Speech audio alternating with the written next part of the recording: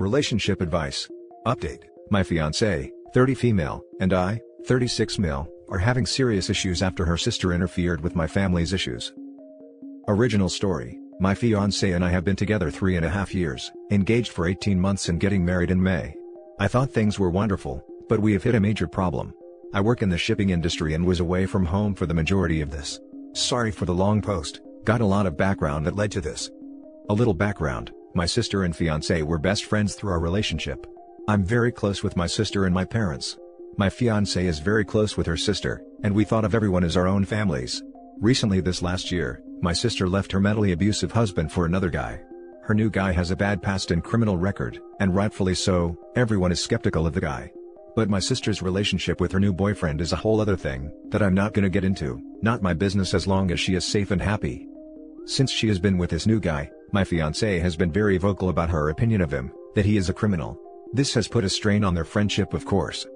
A little over 3 weeks ago, while going over wedding planning, my fiancé told me she did not want my sister's boyfriend at any of our wedding festivities. She said she was going to approach my sister about it. A few days later, she was afraid to and asked me to confront her about this. I told her I would handle it.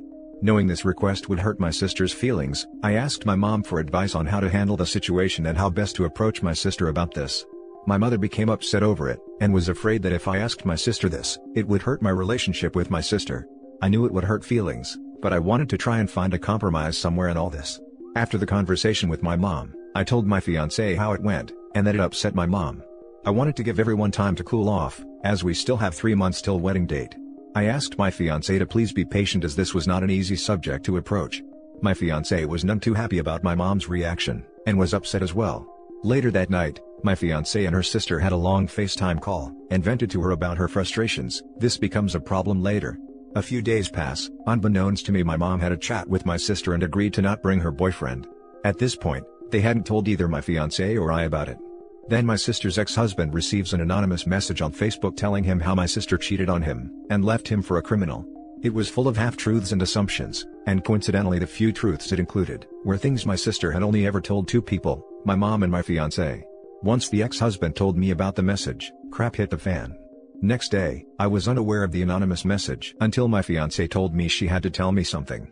She told me that her sister sent an anonymous message to my sister's ex-husband telling him what she thought was the truth. Fiancé says she only vented to her sister and that her sister took it upon herself to tell the ex-husband.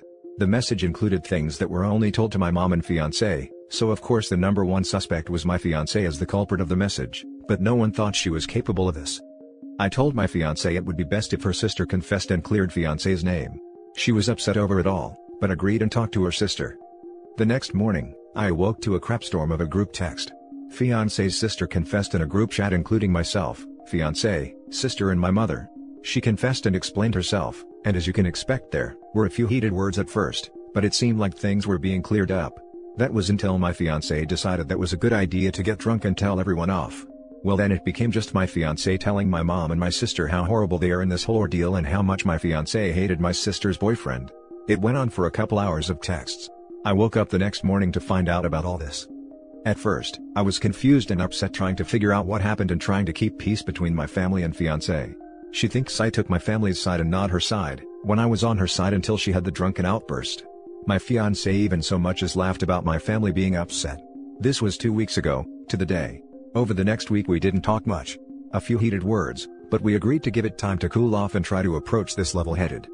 After a week, unknown to me my mom came by to try and talk with my fiancé over things.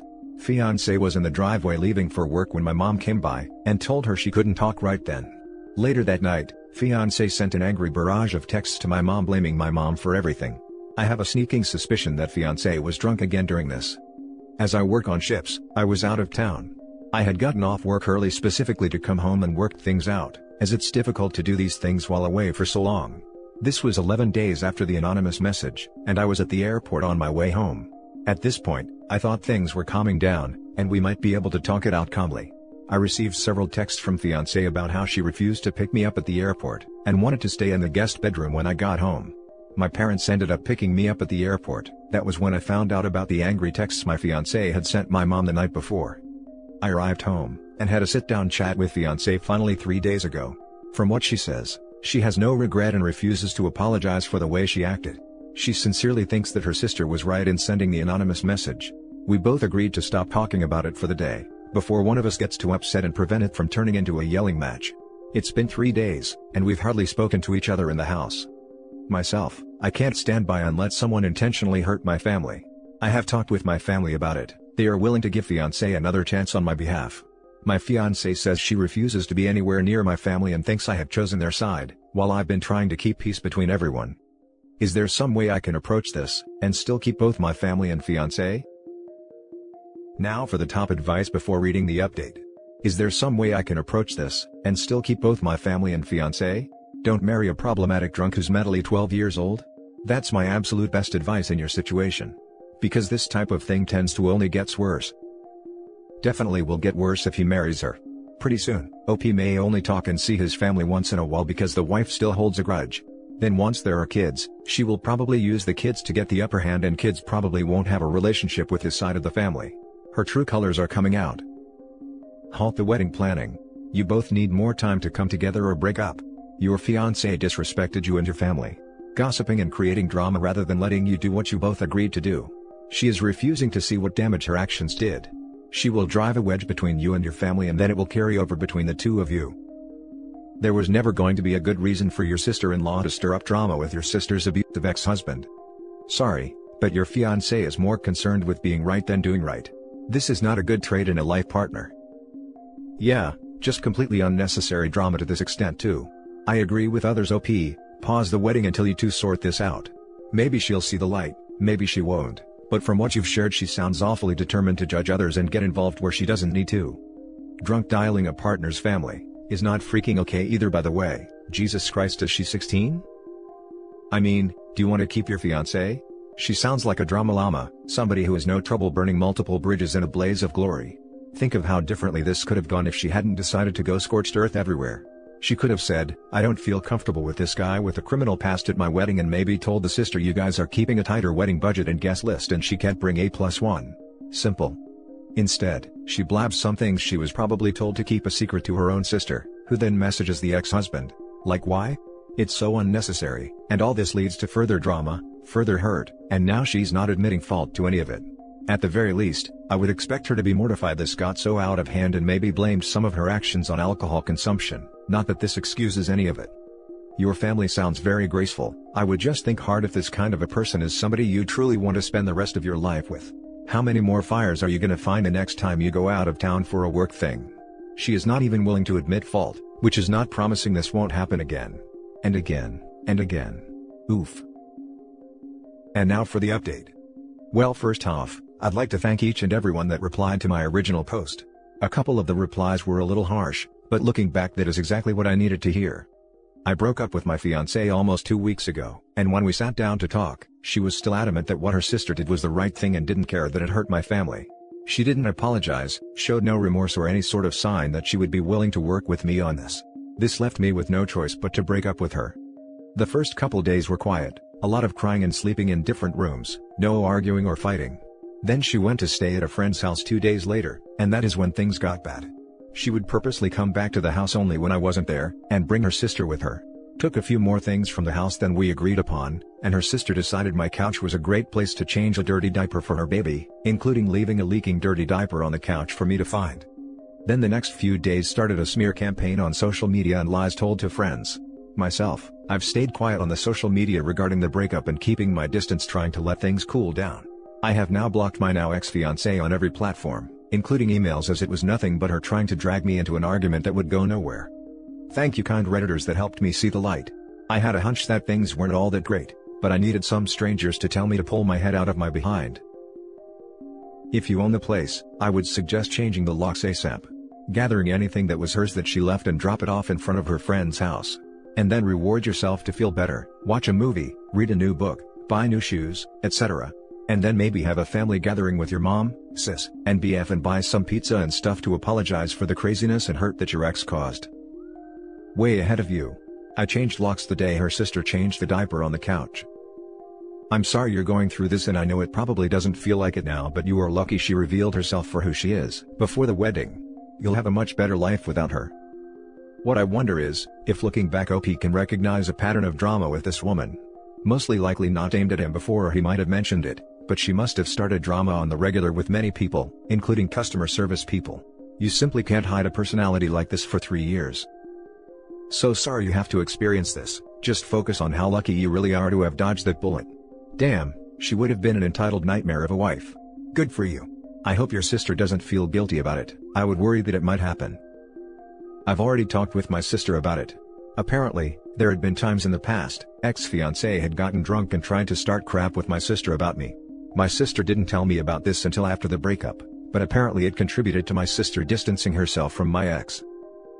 I'd have a conversation with her, please tell me when it happens. Not way later. That was included as well. Actually had to reiterate it, as in my relationship several years before this one, my sister saw red flags and didn't tell me till after the fact. I made sure and told my sister to be sure and tell me pull your head out of your butt the minute the next relationship goes bad. Now for the next story.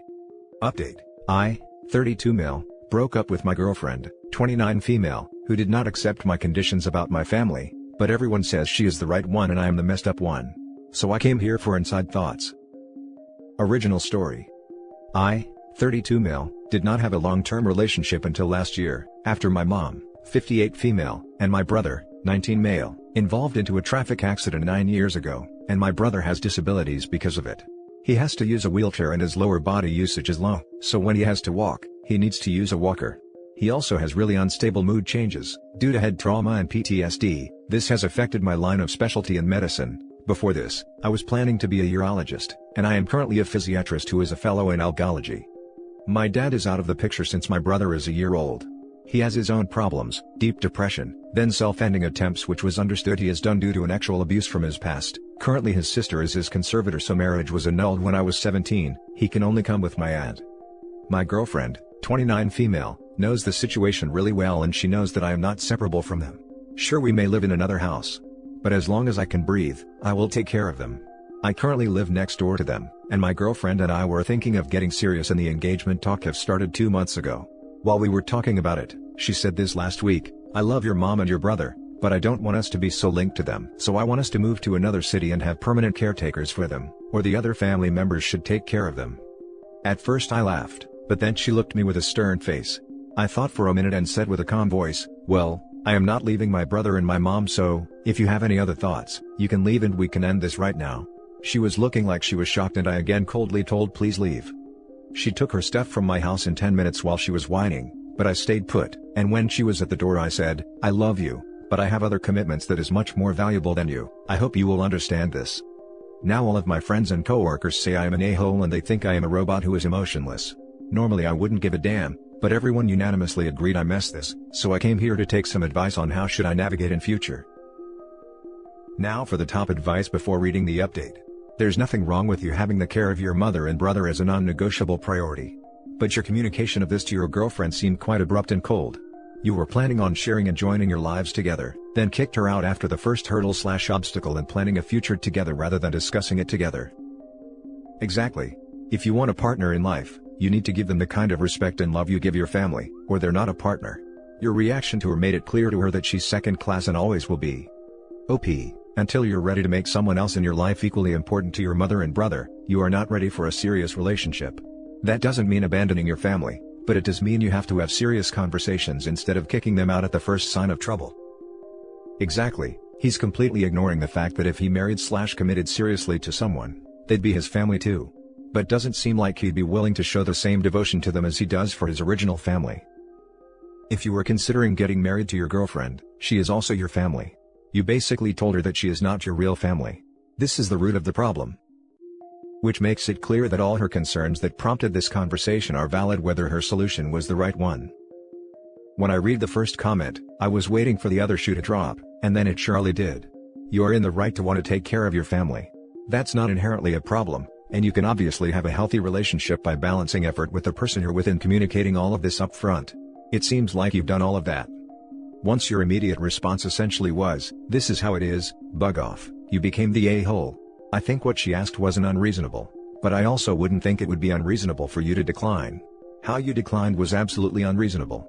Her response to that shouldn't be too unexpected. And now for the update. I decided to talk with my ex to say sorry and sent her the original link. She said, "Wow, you did not even understand you were cold, did you?" And said, "This is something more than a devotion to your family. You are a really good person, someone who can be devoted to a goal and possibly a good doctor, but a good lover, possibly no, and I still have a life to live. Also, speak with your mother and brother.